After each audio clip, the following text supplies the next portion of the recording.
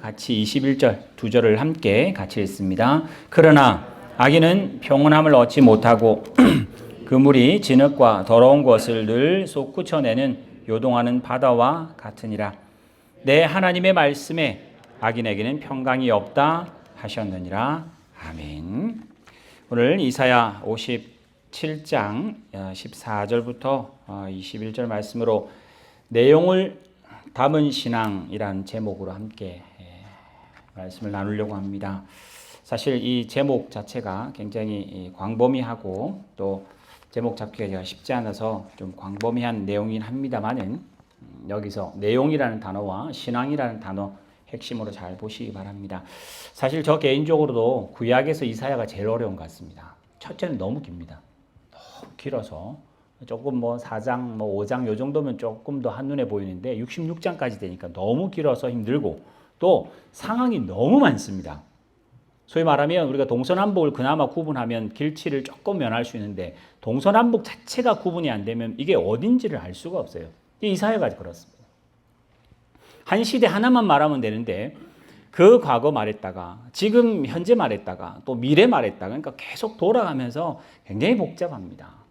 그래서 저도 이사야를 이제 이번 쳐서 한 2번 정도 이렇게 정리하려고 합니다. 그래서 이사야를 여러분들에게 어렵다라는 각오가 아니라 오늘 이 본문, 특별히 내용이 담긴 신앙이라고 하는 이 글자 안에 이사야를 하나로 좀 묶어 여러분 인식이 좀 됐으면 좋겠다. 뭔가는 소유를 하고 이사야 이러면 뭔가 생각나야 될 텐데 하나님이 내용을 담는 일들을 분명히 하실 거고 오늘 이 본문이 그렇게 우리에게 요구합니다. 사실은 이제 목사님들이 설교를 하고 저도 목사니까 설교를 하면 대부분 설교는 내가 하는 걸 합니다. 그래서 자기가 안다는 걸 말하고 싶은 생각이 듭니다. 근데 제가 준비하면서 내가 하는 건 말해봤자 소용이 없을 것 같아. 여러분의 필요나 또 여러분의 그 수준이 낮고 높음이 아니라 그 형편에 맞게 해야 되겠다는 생각이 들어서 장절 이런 거 다 빼야 될 것 같아요. 일단은 66장이라고 그랬잖아요. 그래서 제가 예전에 1장부터 39장까지는 고난, 잘못해서 벌 받은 거, 40장부터 66장까지는 희망, 영광, 소망 이쪽으로 간다. 그랬습니다. 그래서 첫 번째 1장부터 39장까지는 이스라엘이 율법을 안 지킵니다. 우상 숭배합니다. 온갖 죄를 다 범합니다. 그래서 선지자들이 하는 말 돌아와라. 회개하라. 그러면 하나님이 반대, 회개 안 하고 안 돌아오면 다 팔아버리겠다. 다 멸망시키겠다. 이게 이제 메시지였는데 결국은 망합니다. 다 망합니다. 자, 40장부터 위로하라. 내 백성을 위로하라. 크게 외치라. 알아듣게 해라. 그러면서 은혜를 베풀어 주세요. 제가 말씀드렸죠. 벌을 줬는데 벌을 다 뉘우치고 이제 회복할 만하면 은혜를 주는 게 아니라 지금 이스라엘 백성은 회복할 기미가 안 보입니다. 하나님이 희망을 주시는데 말씀대로 우리의 희망은 이겁니다. 힘을 주세요 아니에요. 권세 주세요. 지도자 주세요. 돈 주세요. 그러면 내가 우리를 압제하는 바벨론 다 멸망시키고 페르시아 멸망시켜서 하나님의 왕국 만들겠습니다. 근데 하나님은 하나도 안 바꾸시는 포로로 계속 두시면서 바벨론 멸망시켰습니다. 포로로 계속 두시면서 페르시아를 세우셨습니다. 그래서 고레스라는 임금을 하나님이 도구 삼고 그러니까 포로로서 풀려가게 만드십니다. 근데 40장부터 55장까지가 메시아를 보내겠다. 은혜를 베풀겠다. 너는 잘못했지만은 너의 원인과 상관없이 나는 너를 사랑하니 은혜 베푼다. 메시아를 주신다. 이게 이제 55장까지 이야기입니다. 그래서 이제 소망을 가졌잖아요. 56장부터 끝장까지는 돌아가서 이스라엘이 유다로 다시 돌아가서 56장부터 66장까지가 전개가 됩니다. 그래서 장소적으로 바뀌죠. 포로였습니다. 지금도 포로인데 하나님이 은혜 주겠다, 풀어주겠다고 하십니다. 자, 이제는 돌아왔습니다. 자, 이 본문을 보면 잘못해서 벌 받았으니까 울며 어쩔 수 없죠. 내가 잘못했으니까. 하나님께 매맞는 거 가능합니다. 하나님께 용서를 구합니다. 근데 용서를 구하는 걸로 원인이 아니라 하나님이 사랑하셔서 거저 은혜를 주십니다. 근데 은혜를 주시는데 이방인을 씁니다. 고레스를 씁니다. 그래서 너는 포로지 않느냐? 돌아가봤자 다 거지니까 임금에 있는 국고에 있는 거 다 가져가라. 예루살렘 가서 성전 세워라. 너희가 믿는 하나님 믿으라. 포로인데 하나님이 고레스를 은혜를 주셔서 그렇게 보냅니다. 자, 이제 56장부터 나는 잘못했으나 은혜 주셨고 이제 은혜 받아서 포로에서 풀려났으니 우리 생각에는 포로로 돌아가는 사람 생각이 뭐겠죠? 하나님이 나와 함께 하시니 일이 잘 될 것 같지 않아요? 막상 가보니까 일이 하나도 안 됩니다. 돌아가 보니까 70년 동안 있었던 그 자리는 황폐되어 있고 먹고 살기도 힘들고 고레스 임금의 그 재산을 가지고 성전은 짓는다는데 내 먹기 살기도 힘든데 성전은 또 왜 짓느냐? 그렇게 되고 그래서 학계 선지자 그러잖아요. 자기 집은 막 짓기 시작하면서 왜 성전을 안 짓느냐? 그러면서 학계가 막 야단을 쳐요. 그래서 지금 이스라엘 백성이 죄지어서 용서받아 회개했고 은혜받아 포로로 돌아왔는데 지금 우리처럼 하나님 앞에 왔는데 하나님 앞에 오면 만사형통이나 내 생각대로 돼야 될 텐데 오히려 포로 잡혀가기 전이나 포로나 지금 돌아와서나 하나도 형편이 바뀐 게 없더라. 그래서 이스라엘 백성이 불평하고 하나님의 전에 관심 안 갖고 예배를 드려도 56장 제가 보지는 않겠습니다만 56장에 보면 하나님께서 그래요. 정의를 지키고 공의를 해라. 근데 너희들이 안식일을 안 지킨다. 여기 지금 나옵니다. 2절 제가 한 장만 넘기시면 되니까 액정에는 안 나와도 제가 한번 읽어볼게요. 안식일을 지켜 더럽히지 말고 그 손으로 금한 악을 금해라. 근데 막상 3절에 하나님께서 이방인에게 말합니다. 이방인아 이제 너는 나를 그의 백성 중에 반드시 갈라내시리라 하지 말라. 예전에 이방인을 하나님 싹 갈라냈습니다. 예전에 이방인들 말고 여기 3절에 4절에 그 고자 나오죠. 아마 이 하나님 전에 못 갈 불결한 사람 중에 대표를 아마 고자라고 생각했던 것 같아요. 이방인들 갈라내고 고자들 마른 나무라고 했었던 저주받은 사람들이 결론이 이렇습니다. 이스라엘 백성이 돌아와서 안식일을 지켜야 될 텐데 안식일을 안 지키니까 하나님이 이방인 다 불러 모아라. 예전에는 들어오지도 못했고 종자가 끊어진다고 생각했던 마른 나무 같은 고자들 다 불러 들어와라. 그러면서 6절, 5절, 6절에 내가 내 집에 내 성 안에 아들이나 딸이나 이런 기념이나 아름다운 것보다 이방인에게 이 고자들에게 더 좋은 이름 주겠다. 그러시면서 6절 여호와와 연합하여 그를 섬기며 여호와 이름을 사랑하며 그의 종이 되며 안식일을 지켜 더럽히지 아니하며 나의 언약을 지키는 이방인마다 하나님이 성산으로 인도하고 내 집에서 기뻐할 것이며 이방인들의 번제와 희생을 나의 제단에서 기꺼이 내가 받겠다. 내 집은 만민이 기도하는 집이라 그랬어요. 우리 이 본문 예수님이 하신 거 아시죠? 성전 청결하면서. 그래서 만민이 기도하는 집이다 해가지고 우리를 기도에다 액센트를 확 줘요. 기도해요, 기도. 근데 지금 이 본문의 본래는 기도의 포커스가 아니라 만민의 포커스가 있었어요.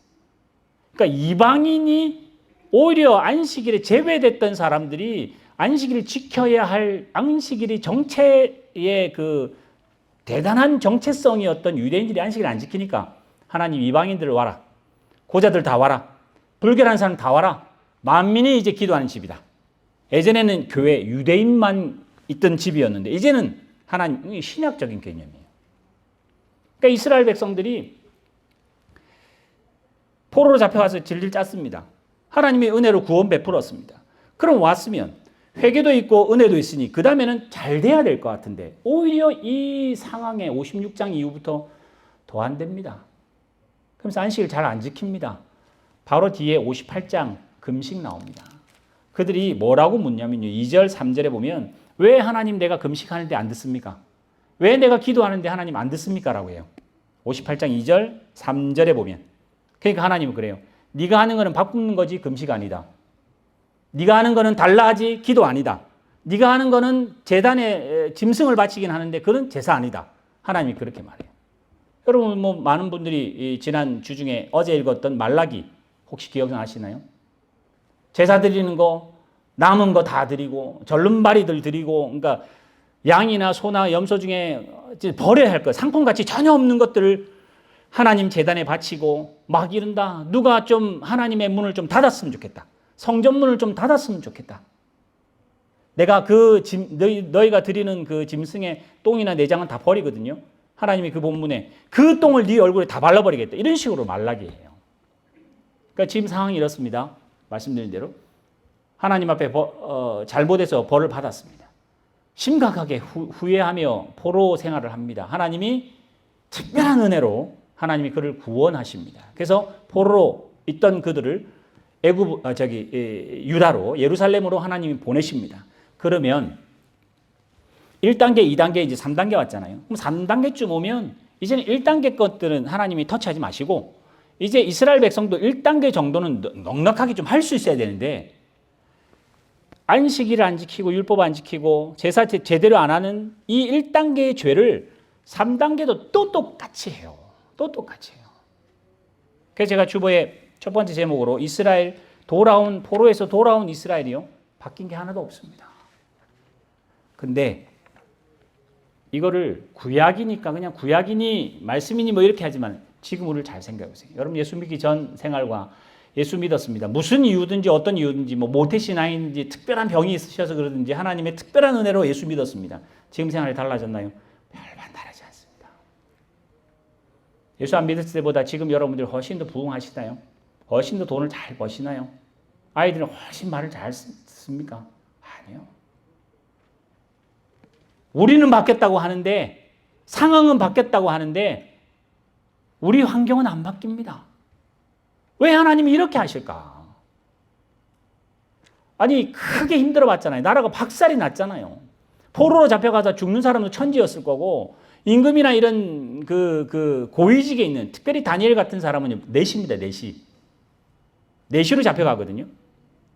그러니까 남자의 생애에 내시 뭐 그게 불명예냐 명예냐 뭐 그런 거 말할 거 없이 그냥 포로였습니다. 그렇게 뼈 아프게 고생했으면 하나님이 다시 보내면 예배도 잘하고 금식도 잘하고 뭔가 잘했을 것 같은데 이스라엘 백성은 제대로 안 합니다. 왜 그랬을까? 그들이 생각했던 하나님이 주신 은혜를 은혜답게 생각을 못해서 그렇습니다. 하나님이 나와 함께 하시고 포로에서 풀어주셨으면 내 가는 길은 고생 안 해도 쉽게 하나님의 은혜를 줄 것 같죠. 하나님은 그 방법 안 쓰십니다. 여러분 예전에 저희 아이들 뭐 아주 상처가 많은데 기탄 뭐 수학 또 뭐죠 무슨 수학 이렇게 막 1분에 뭐 30초에 뭐 해내야 되는 아주 뭐 단순한 그 수학들 아주 힘들어했습니다. 더하기 빼기 곱하기 아이들 특히 구구단 같은 여기는 구구단을 아예 암기하라고 안 시킨다니까 뭐 계산기를 들이대니까 뭐 말은 필요 없습니다만 한국 같은 구구단 하잖아요. 구구단 굉장히 어려워하는 애들 참 많습니다. 그치? 나이 드셔도 구구단이 어려우니까 그러니까 게임이 나오는 거 아니에요. 그지? 그러니까 구구단이 쉽지 않습니다. 근데 구구단을 알았다 합시다. 근데 그 알 때는 사실은 옆에서 선생님이 엄마 아빠가 구구단만 하면 더하기 하는 애에게 구구단만 하면 수학 다 아는 것처럼 막 보상하고 칭찬하고 막 하는데 막상 구구단을 하면요. 그때부터 수학 됩니다. 그때부터 막 이상한 이제 숫자가 아니라 막 문자가 나오기 시작하고 생각지 못한 그 구구단은 우리에게 정말 기초가 되게 만들지. 구구단을 알았다고 난 수학 다 알았다 말하면 정말 바보 같은 애들이죠. 오늘 하나님이 여러분에게 그럽니다. 우리는 하나님 앞에 바로 살 수 없는 아담 이후로는 바로 살 수 없는 인간들입니다. 본래 본성상 우리는 그렇습니다. 근데 하나님이 나의 원인 없이 하나님이 은혜를 주셨어요. 하나님이 세상을 이처럼 사랑하사 아브라함에게 약속하셨고요. 이삭도 못 살아도 약속하시고요.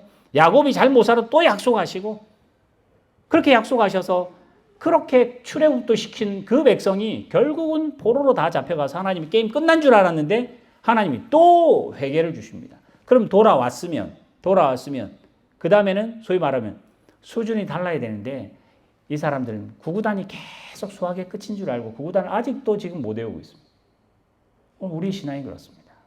열심히 믿으면 복 주시고 내가 전심을 다하게 하나님 사랑하면 하나님도 나를 전심으로 사랑하시고 내가 기부하면 하나님은 택하시고 하나님이 뭐 나에게 또 주시면 나도 하나님 드리고 그렇게 안 갑니다. 하나님은 그렇게 우리를 기계로 만들려고 하지 않습니다. 어떻게 해요? 키우시려고. 구구단 못 외우면 밖에 나가 밤새 해야지 뭐. 손 들고 있어야지 뭐. 할 때까지. 왜요? 그걸 해야 방정식을 해요. 그걸 해야 함수를 해요. 그걸 해야 더 넘은 뭔가 수학을 해서 뭔가 다움이 있는데 우리는 성도 다움으로 가는 거는 아무 신경을 안 쓰고 복만 바랍니다. 복만. 가서 떵떵거리고 살고 싶고요. 가면 편안했으면 좋겠고요. 내가 뭔가 눈만 째려보면 저 사람은 죽었으면 좋겠고, 내가 뭐 눈만 째려보면 이거 사업은 착착 잘 됐으면 좋겠고, 내가 무릎 꿇고 기도만 하면 애들은 잘 됐으면 좋겠고, 절대 그렇게 하나님은 안 하십니다. 울어야 돼요. 애들이 공부 잘하려면 엄마 아빠가 열심히 또 옆에서 공부해야 돼요. 애들이 책을 좋아하려면 책 100권 사주지 마시고 옆에 책 한 권 같이 읽으셔야 돼요. 하나님이 우리를 키우려고 하나님이 돌아온 이스라엘 백성에게도 형편이 바뀌지 않았습니다. 하나님이 지금 우리 유초등부나 유치부 아이들에게 말라기가 어디냐 모른다. 우리 애들 그 성경 목록과 그죠? 지난달에 외우고 막 했잖아요. 그리고 왜 해야 되느냐? 말라기 뒤인지 앞에인지 그거 안다고 뭐 구원받냐? 아니요. 그렇게 해야 되는 건 구구단하고 비슷해서 여러분 성경 지금 일동하시고 읽는 거는 그거 가지고 여러분 거룩해지지도 않고 여러분의 신앙은 뭐 모릅니다. 근데 그거는 해야 돼요. 왜요? 그거는 하나님의 은혜를 담을 만한 그릇이기 때문에 그렇습니다. 제가 물 한 잔 주십시오라고, 물 여기 있습니다. 물 한 잔 주세요라면 이제 가서 물을 또 오실 거 아니에요. 그지? 또 올 때 손에 받아올까요? 그릇에 담아야 될 거 아니에요. 근데 만약에 보라집사님이 만약에 저 LG에 있으니까 갔는데 여기 더러운 컵이 있고 이런 깨끗한 컵이 있다 그러면 그럼 자기가 원하는 컵을 쓸 거 아니에요. 그죠? 그럼 그걸 가져와서 목사님 컵 있습니다 이렇게 할까요? 물 있다고 이야기할 거 아니에요. 하나님이 우리에게 은혜를 비와 같이 폭포수 같이 퍼부어주고 싶은데 우리는 그릇이 준비가 안 됐어요. 준비가 전혀 안 돼 있어요. 우리는 딴 것만 받으려고 그래요. 만사형통. 근데 딴 거가 주로 뭐냐? 저도 여러분도 수준이 지금 어디냐면 번듯한 거 받고 싶고, 내가 하면 환대받고 싶고, 내가 하면 편안했으면 좋겠고, 우리 교회는 안 아팠으면 좋겠고. 오늘 그게 소원입니다. 99.9%의 기도 제목이 다 그겁니다. 근데 하나님은 그래도 놔주시죠. 왜냐면 오늘 곱하기도 지금 못하고 구구단도 못하는 수준이니까 놔두십니다. 우리 영화부 유치부 같은 애들은. 근데 놔둡니다. 왜요? 거야 되니까. 우리 그릇이 종지만 하니까 하나님이 은혜 주고 싶어도 뭐 그거 이상은 줄 수가 없어요.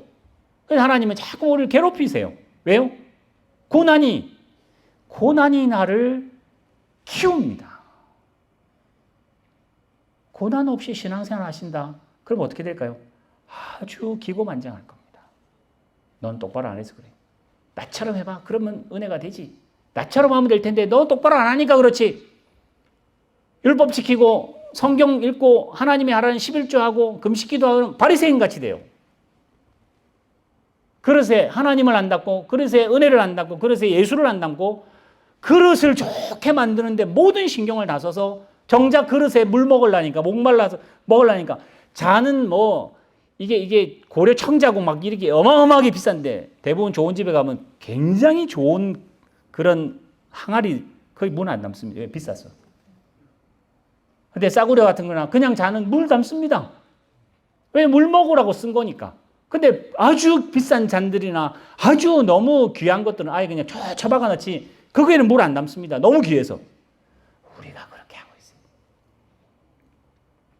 하나님께서 지금 여기 보낸 이 포로로 보낸 이 사람들이 자기의 처지를 알고 하나님의 은혜를 알았다면 그 은혜가 하나님의 진정한 마음과 하나님의 은혜를 은혜답게 만들어내야 되는데 전혀 안 됩니다. 그래서 그랬겠죠. 그래서 말라기로 딱 끝내시고 마태복음으로 신약으로 딱 400년 있다가 딱 넘어가면서부터 예수 그리스도라는 기가 막힌 정답을 먼저 주십니다. 로마서 한번 보세요. 로마서 7장, 로마서 뭐 본문이 참 많습니다만 로마서 7장에 보면 율법은 신령한 거다. 율법은 앞에 12절에 율법은 선한 거다. 율법은 신령한 줄 안다. 나는 육신에 속하여 죄 아래 팔렸다. 내가 행하는 것은 내가 알지 못한다. 내가 원하는 것을 행치 않고 도리어 미워하는 행한 것만 행한다. 나는 마음은 선을 행하지만은 실제로는 내 입에는 욕이 나오기도 하고 내 마음에 사랑한다고 말은 하는데 실제로 행하는 것은 죄를 16절 만일 내가 원하지 않는 그것을 행하면 내가 이로써 율법을 선한 것으로 시인하노니 이제는 그것을 행하는 자가 내가 아니요 내 속에 거하는 죄다. 이 말이 뭐냐? 나는 마음으로는 선을 행하고 싶은데 실제로는 율법을 저버리고 죄를 행한다. 그래서 사실은 내 안에 보니까 두 개가 있더라. 넘겨주세요. 내 안, 내 속, 곧 내 육신에 선한 것이 거하지 아니하는 줄 알았노니 원함은 있으나 선을 행하는 능력은 없더라. 마음만 있더라. 모양만 갖추었더라. 경건의 모양은 있지 경건의 능력은 실제로 없더라. 신앙생활하면서 바른 소리 정답은 잘 할 수 있지만 정답대로 사느냐? 그건 아니더라. 저도 늘 설교자이기 때문에 늘 그게 부담입니다. 설교를 할 줄 알지만 설교대로 사느냐? 그건 저는 늘 넘어지고 힘들어합니다. 내가 원하는 바 선을 행하지 아니하고 도리어 원하지 않는 악을 행하는도다.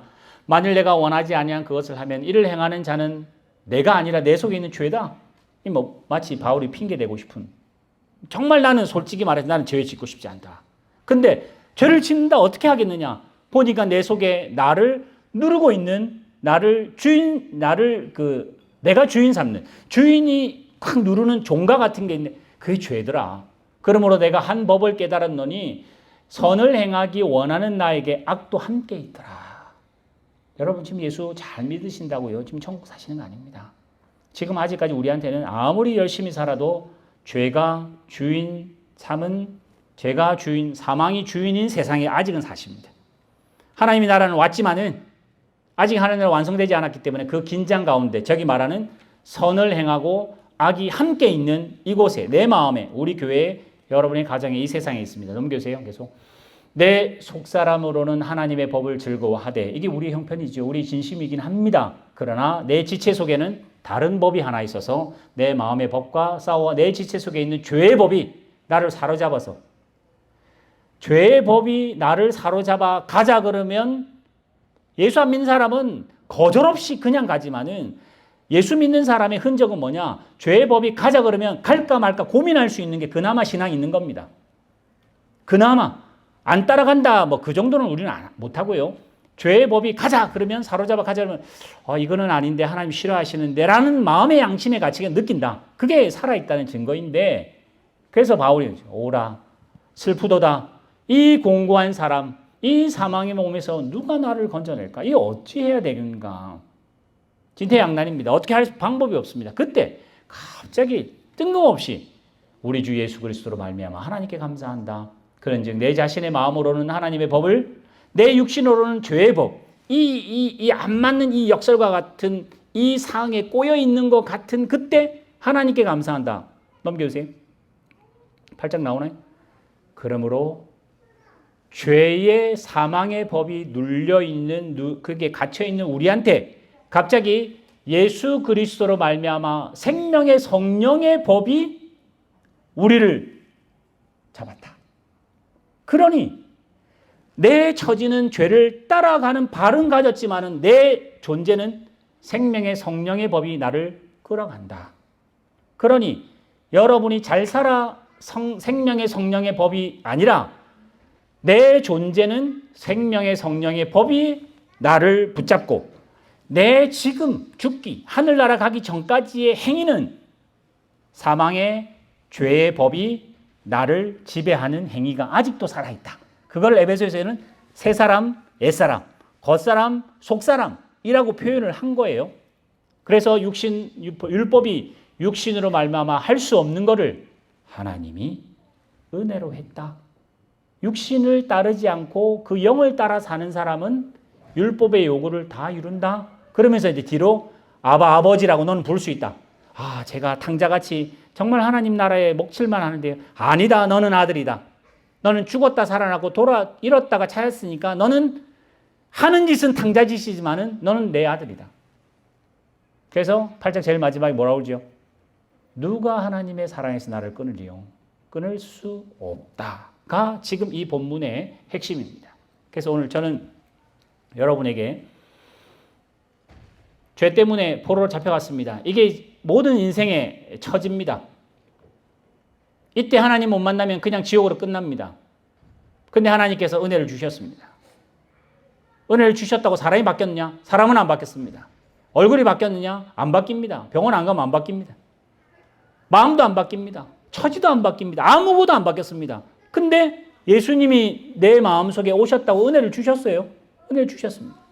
그러면 그 뒤에 이제 나에게 들어와 있는 예수님을 사랑하고 예수님 때문에 내가 존재가 바뀌었다는 존재를 증명해내야 되는데, 하나님의 은혜를 받은 것은 천국 갈 때 필요하고, 내가 필요할 때 기도할 때는 필요하고, 내가 죄 잘못하면 용서 구할 때는 필요한데, 막상 죄 이 포로로 돌아왔을 때 살 때는 예수님 안 필요합니다. 돈이 필요합니다. 예수 믿어도, 하나님의 은혜 받아서 하나님 자녀 돼도 돈이 필요하고, 명예가 필요하고, 성적이 필요하고, 성공이 필요하지 하나님이 안 필요다. 우리는 이렇게 삽니다. 그래서 하나님께서 말라기나 스가랴 학계 말라기뿐만 아니라 그 많은 선지자에게 하나님께서 이야기를 하세요. 돌 같은 마음 깨버려라. 그래서 신약에 와서 그 사람이 한 거 아니지만은 하나님께서, 여기 지금 제가 세 번째라고 써놨는데, 하나님께서 내 마음속에 예수를 심겨 놓으셔서 예수로 살 수 있도록, 그래서 바울이 내가 이제부터는 모든 세상의 것들은 다 배설물로 알고 예수로만 가겠다 그러죠. 그건 정말 높은 수준입니다. 근데 우리는 무슨 수준이냐? 우리는 늘 착각합니다. 아까 제가 처음에 말한 것처럼 열심히 믿으면 은혜 주실 거고, 열심히 안 믿으면, 그래서 항상 율법 같은 행위로 신앙생활합니다. 여러분 마태복음 13장에 나오는 씨 뿌리는 비유 아시죠? 길가가 있고 돌짝밭이 있고 가시밭이 있고 그 다음에 옥토밭이 있습니다. 저도 나중에 또 한 번 더 설교를 하겠습니다만은 이 네 가지 밭을 가지고 늘 목사님들이 뭐라고 하냐면 옥토가 됩시다가 되잖아요. 그지? 그럼 옥토 되시면 안 됩니다. 이게 무슨 말이냐?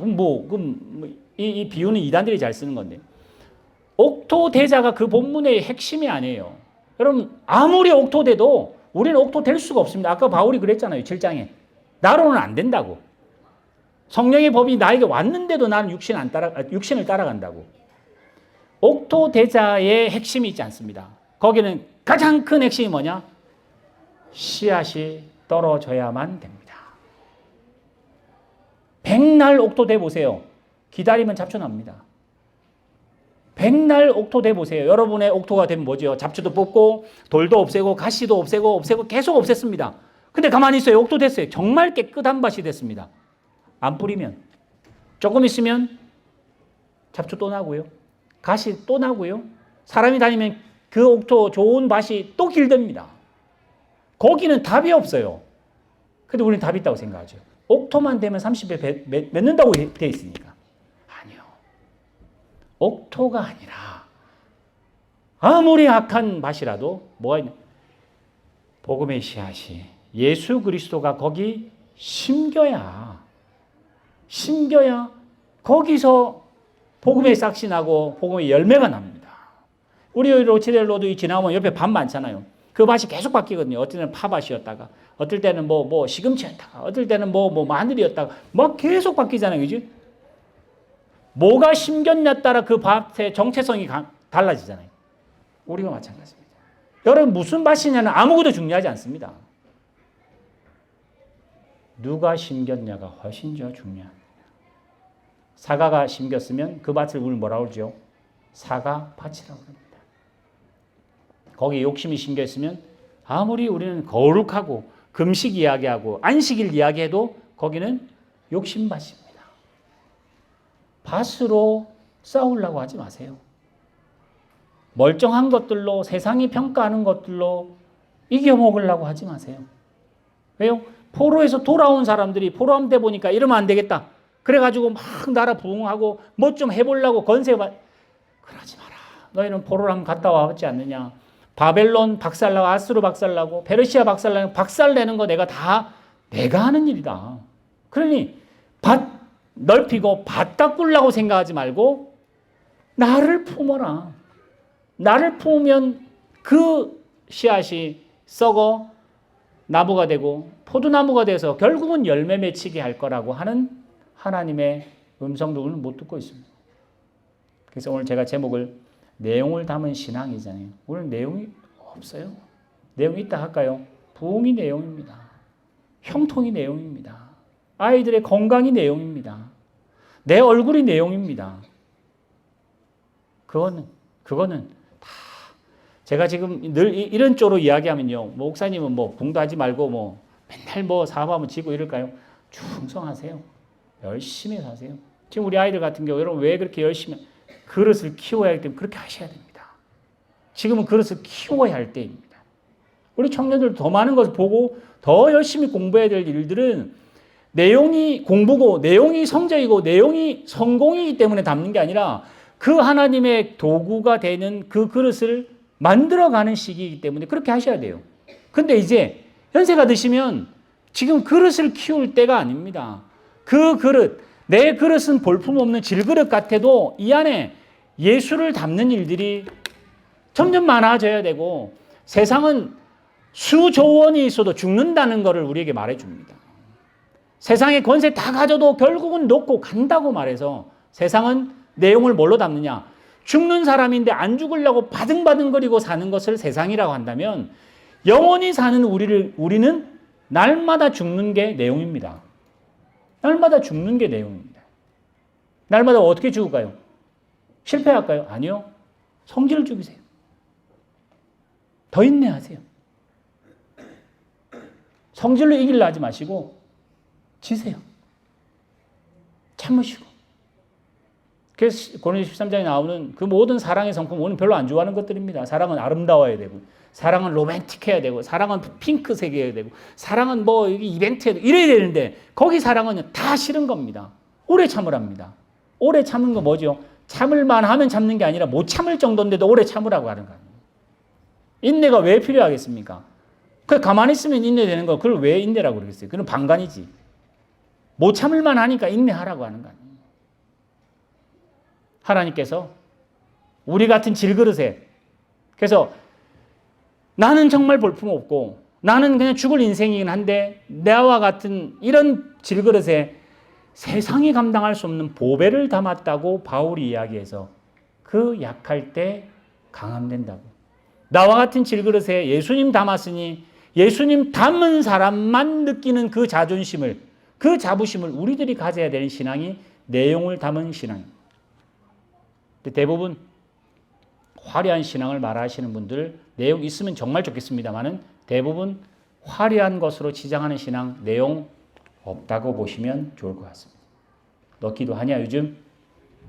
목사님들도 예전에 뭐 요즘은 그런 분 잘 없어요. 다 인내 잘 안 하니까. 예전에는 뭐 40일 금식하신 목사님도 많으시고 뭐 철회하신 뭐 매일 그렇게 하시는 분 계시고 그래서 예전에 뭐 책도 뭐 낙타무릎이니 뭐 이런 우리는 그런 거 좋아합니다.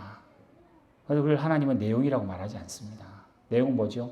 우리는 다 똥 같고 다 배설물 같고 우리는 다 없어지는 인생이지만 이 인생에 예수님을 담았다는 그거 하나만 아는 것 말고는 다른 거 다 잃어버리기로 작정했다고 바울이 말합니다. 그 내용이 정말 빛이 나기 때문에 그 내용이 하나님이기 때문에 우리의 신앙이 빛이 나야 되는데 우리의 마음과 우리 교회도 잘 조직이 되고 교회가 정 부흥하고 좋은 소문이 나는 거 저도 원합니다. 그게 다면 안 됩니다. 그게 다면 안 됩니다. 여러분도 마찬가지입니다. 번듯하시고 건강하시고 많은 사람에게 좋은 평판 받으시고 정말 좋은 세상에 정말 좋은 일이고 오복 다 누리시는 거 정말 좋습니다. 근데 내용 없으면 그냥 죽으십니다. 그냥. 근데 참 극단적으로 말하는 거예요. 지질의 복도 없고 참 하는 것마다 참 안 되시는 분이다. 그래도 그분은 늘 어떻게 그렇게 마음 또 얼굴에 미소를 갖고 저분은 뭐가 있길래 그 예수 때문에 사실은 바울이 그것 때문에 평생에 살았다고 표현을 합니다. 우리는 그 수준까지는 아직 안 되겠죠. 우리는 지금 구구단도 제대로 안 되고 하니까요.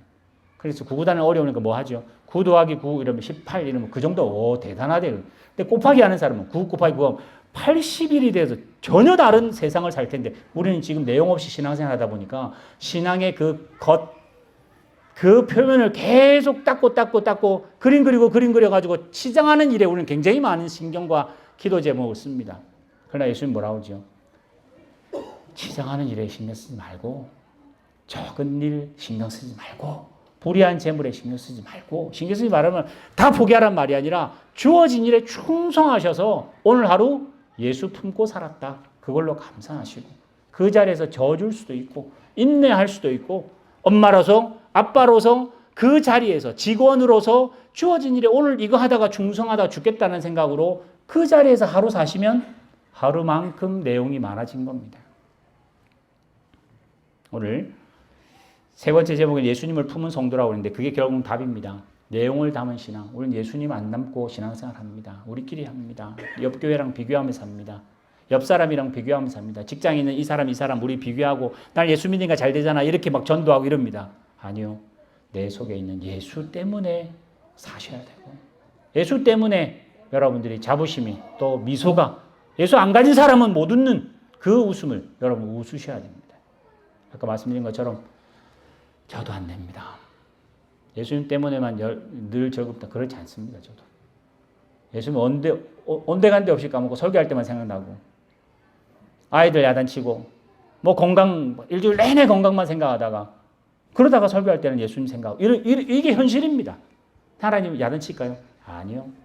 하나님 수준. 바울이 야단칠까요? 아니요. 너는 유치부니까 더 열심히 잘하라고 우리를 굴리는 겁니다. 또 일주일 동안 열심히 굴리시다가 내용이 더 보이시면 하나님 앞에 칭찬받는, 또 작은 일에 충성하셔서 작은 일에 충성했으니 하늘나라의 큰 일꾼이라고 칭찬받는 여러분 되시기를 주님을 축원합니다. 기도하겠습니다.